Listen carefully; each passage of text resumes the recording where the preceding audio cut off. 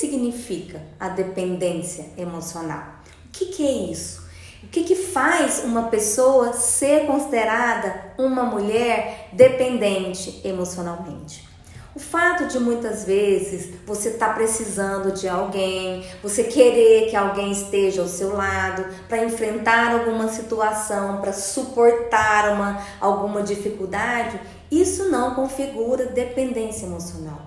Ao longo da nossa vida, a gente passa por momentos que às vezes a gente precisa mais de alguém, a gente precisa que alguém nos direcione, a gente precisa que alguém decida algumas coisas pra gente, mas nada disso, gente, quer dizer que somos dependentes emocionalmente. A dependência emocional, como diz, o buraco é mais embaixo, ela causa uma profunda dor na pessoa que é dependente emocionalmente. Hoje eu quero falar para vocês, então, as causas da dependência emocional, de onde a dependência emocional surge, como ela surge na nossa vida e os comportamentos que uma mulher dependente emocionalmente tem. A princípio, eu quero falar para vocês o seguinte, que um relacionamento saudável, ele é pautado de quê? De liberdade de expressão. A mulher, ela tem liberdade para ser quem ela é. Ela tem certeza das decisões dela, ela tem certeza daquilo que ela se tornou, quem ela quer se tornar. Ela tem um forte senso de identidade, de personalidade, e ela tem o apoio de quem ela ama, ela tem o apoio daquela pessoa que está ao lado dela.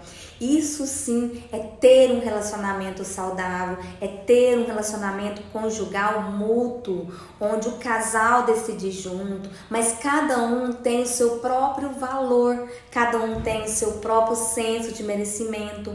Não é porque estão casados que devem ser iguais, mas certas coisas devem caminhar na mesma direção. O casal, eles têm que ter projetos em comum. Não dá para uma pessoa querer a noite e o outro querer o dia. Não dá para um ser uma coisa e o outro querer ser outra coisa totalmente diferente. Eles têm que ter coisas em comum e também tem que ter coisas incomuns.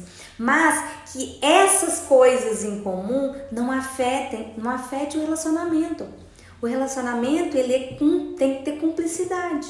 Então, tem que ter individualidade, sim, desde que não atrapalhe o relacionamento, a família em si. Porque quando uma mulher, quando um homem, quando eles decidem formar uma família, eles já não podem mais pensar por si sós.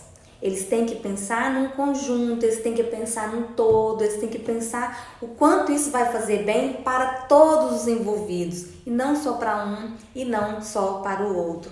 Então, um casal que passa por uma dependência emocional, ele não está pensando simplesmente no todo. Cada um está pensando em suprir aquele seu desejo de ter o outro ao seu lado, de depender dele emocionalmente. Então, isso já não está prevalecendo,